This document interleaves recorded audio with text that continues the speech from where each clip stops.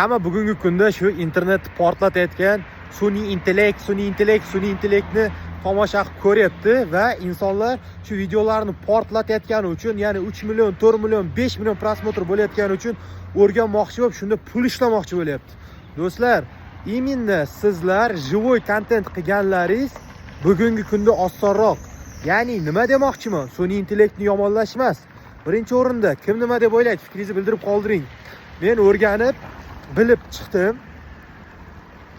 Birinchi o'rinda sun'iy intellekt orqali bitta video yasashingiz o'ziga ko'pida ham, kamida ham 1 soatcha vaqt ketadi.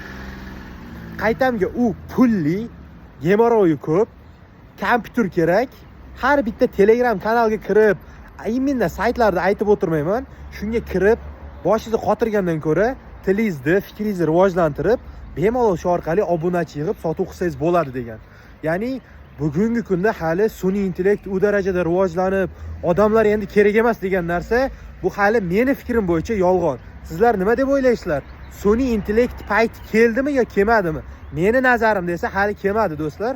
Odamlarni hali u darajada yo umuman hali yangilab odamlarning o'rniga sun'iy intellekt pul topadi degani emas.